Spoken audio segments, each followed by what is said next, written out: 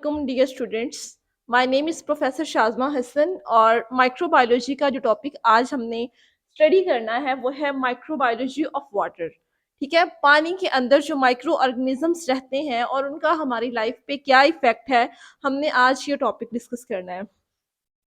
सबसे पहले आपको ये पता होना चाहिए कि वाटर की कितनी टाइप्स हैं। ठीक है, टाइप्स ऑफ वाटर को हमने डिस्कस करना है। पानी की मेनली 3 टाइप्स हैं। सबसे पहले आता है ग्राउंड वाटर, देन आता है सरफेस वाटर और फिर आता है एटमॉस्फेरिक वाटर। सबसे पहले हम लोग डिस्कस करेंगे ग्राउंड वाटर क्या होता है। ग्राउंड वाटर ज़ेरे ज़मीन पानी को कहा जाता है। वो वाला पानी जो ज़मीन के नीचे मौजूद होता है, जिसको हम मुख्तलिफ टरबाइन से, वेल के ज़रिए, कुएँ के ज़रिए या मोटर्स के ज़रिए पानी खींचते हैं, ज़मीन पे लाते हैं। सबसे पहले हम लोग ग्राउंड वाटर को डिस्कस करेंगे।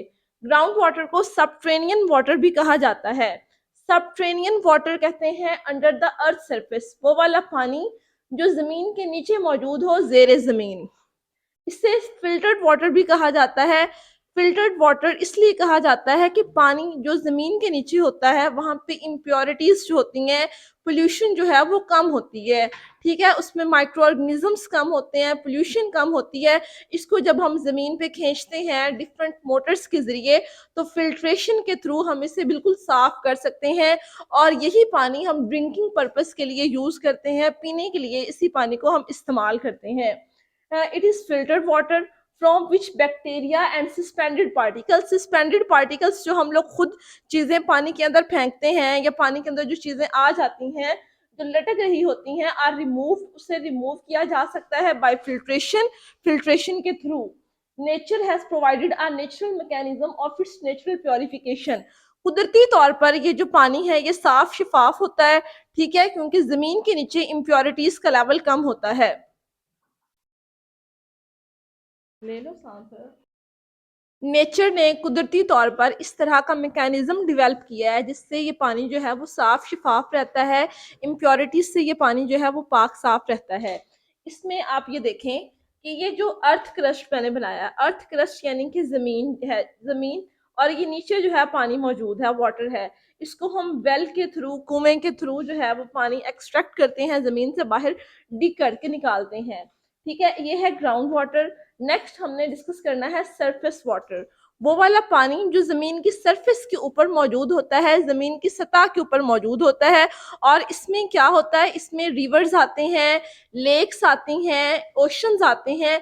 रिवर्स दरियाओं को कहा जाता है, लेक्स, ओशन समुंदर को, नदी नालों को कहा जाता है। और ये बहता हुआ पानी है। सरफेस वाटर को हम बहता हुआ पानी भी कहते हैं और ये पोल्यूटेड वाटर कहलाया जाता है।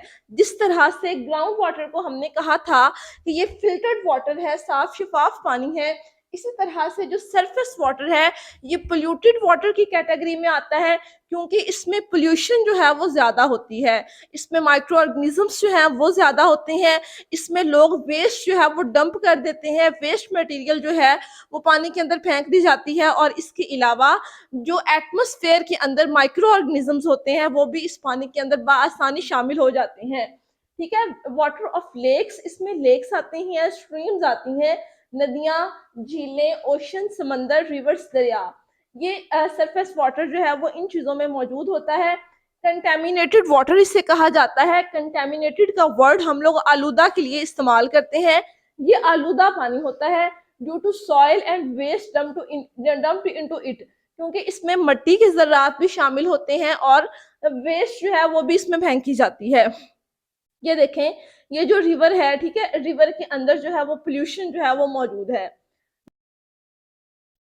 नेक्स्ट हमने डिस्कस करना है एटमॉस्फेरिक वाटर, यानी कि ये वो वाला पानी होता है जो हमारे एटमॉस्फेयर में मौजूद होता है। एटमॉस्फेयर कहा जाता है फिजा को। ठीक है, हमारे एटमॉस्फेयर, हम ऊपर वाली सरफेस पे जाएं अगर, ठीक है, जैसे जैसे हम हाइट पे जाते हैं तो टेम्परेचर जो है वो कम होता जाता है। ये आप लोगों को भी पता है कि जब हम हाइट पे जाते हैं तो टेम्परेचर जो है वो कम होता जाता है। ठीक है, एट हाई, जब हम हाइट पे जाते हैं तो वहाँ पे क्लाउड्स की फॉर्मेशन स्टार्ट हो जाती है, बादल बनना शुरू हो जाते हैं। और बादलों के अंदर जो मॉइस्चर होता है, जो नमी होती है, उसे कहा जाता है एटमॉस्फेरिक वाटर। ठीक है, पहले हम लोगों ने ग्राउंड वाटर पढ़ा था। ग्राउंड वाटर, जमीन के नीचे जो मॉइस्चर था, जमीन के नीचे जो पानी था, उसे कहा जाता है ग्राउंड वाटर। फिर उसके बाद हम लोगों ने सरफेस वाटर पढ़ा। सरफेस वाटर में हम लोगों ने कहा जो बहता हुआ पानी है, ठीक है, जो लेक्स में है, जो ओशंस में है, जो रिवर में है, वो है सरफेस वाटर। नाउ हम एटमॉस्फेरिक वाटर को डिस्कस कर रहे हैं। एटमॉस्फेरिक वाटर वो वाला मॉइस्चर या वो वाला पानी जो क्लाउड्स के अंदर मौजूद होता है, उसे कहा जाता है atmospheric water. It is moisture, ये नमी होती है कंटेन इन क्लाउड्स, जो बादलों के अंदर मौजूद हो, and precipitated as snow, hails, rain etcetera. Precipitate का मतलब होता है वो बरसे, ठीक है, बरसती है किस फॉर्म में? स्नो की फॉर्म में पानी जो है वो बरसता है, बर्फबारी की फॉर्म में आ सकता है वो जमीन पे। इसके अलावा हेल्स की फॉर्म में आ सकता है। हेल्स कहा जाता है ओलों को, बर्फ के जो ओले होते हैं।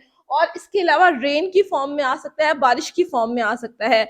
ये पानी जो है ये बादलों में होता है और ये इन तीनों शक्लों में जमीन पे वापस आता है।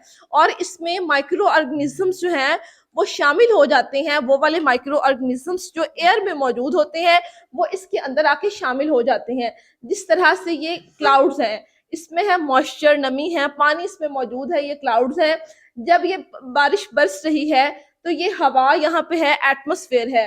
एटमॉस्फेयर के अंदर जो माइक्रो ऑर्गेनिज्म मौजूद होते हैं वो इस पानी में शामिल हो जाते हैं, और यही पानी जब जमीन पे आता है या फिर जब रिवर्स में या लेक्स में जाता है तो वहां पे भी माइक्रो ऑर्गेनिजम्स की कॉलोनी बनना शुरू हो जाती है। इसी तरह से माइक्रो ऑर्गेनिजम्स जो हैं, ठीक है, हार्ड वाटर इस वजह से होता है। हमने वाटर की टाइप्स पढ़ी थी जिसमें सॉफ्ट वाटर होता है और हार्ड वाटर होता है। हार्ड वाटर की फॉर्मेशन एटमॉस्फेरिक वाटर की वजह से होती है। Thanks for watching.